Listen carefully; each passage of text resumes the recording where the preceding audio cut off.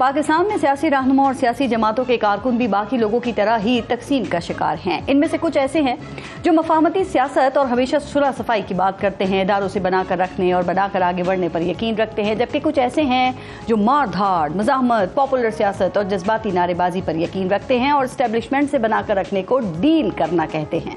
बाकी जमातों की तरह पीटीआई में भी ये तकसीम बहुत गहरी और वाज़ेह है। अदम एतमाद के बाद पाकिस्तान तहरीक इंसाफ में मज़ाहमत करने वालों की न सिर्फ तादाद बढ़ी बल्कि मरकजी अहमियत भी इन्हीं शाहीन सख्त रहनुमाओं को मिल गई। अब पीटीआई के अंदर तो कुछ लोग मज़ाहमत चाहते ही हैं, लेकिन पीटीआई मुखालिफ लोग भी यही चाहते हैं कि बानी पीटीआई डटे रहें, वो लड़ जाएं, भले जेल से रिहाई मिले न मिले, लेकिन वो एस्टेब्लिशमेंट से ना मिलें। जब बानी पीटीआई ने एक कदम पीछे वो हुए तो मुज़ाकरात और मफाहमत का पैगाम उन्होंने दिया तो ये लड़ाई झगड़े वाला जो कबीला है ना, इनकी जान पर आ गई। ये लोग उनका मजाक उड़ाने लगे। वैसे बानी पीटीआई ने मफाहमत की पेशकश करके अच्छा काम किया है और उनको इसी रास्ते पर चलना चाहिए, चूंकि इस वक्त मुल्क को मफाहमत की जरूरत है। रही बात ऐसे लड़ाका लोगों की, तो उनके लिए इतना कहा जा सकता है कि कुछ तो लोग कहेंगे लोगों का काम कहना। लोग तो ये भी कहेंगे कि जब एस्टेब्लिशमेंट न्यूट्रल होने का दावा कर रही थी तो आप कहते थे कि न्यूट्रल तो जानवर होता है। आप कहते थे कि घर पर हमला हो तो चौकीदार कैसे कह सकता है कि वो न्यूट्रल है।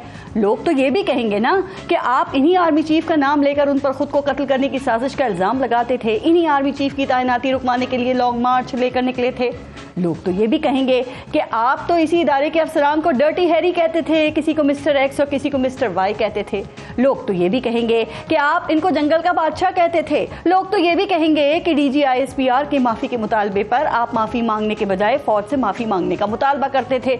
लोग तो ये भी कहेंगे कि आप इन्हीं पर तो लंदन प्लान के जरिए नून लीग को इक्तिदार देने के इल्जामात लगाते थे। लोग तो ये भी कहेंगे कि आपने कॉम्प्रोमाइज कर लिया है, आप डर गए हैं, आप जेल से तंग आ गए हैं और आप कोई डील या कोई NRO करना चाहते हैं।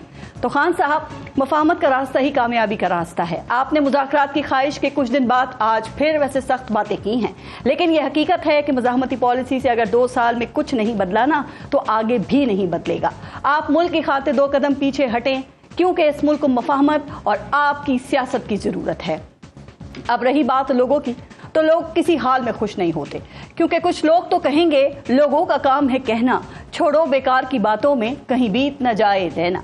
अब खान साहब की इस पेशकश का क्या जवाब आया है या आ सकता है,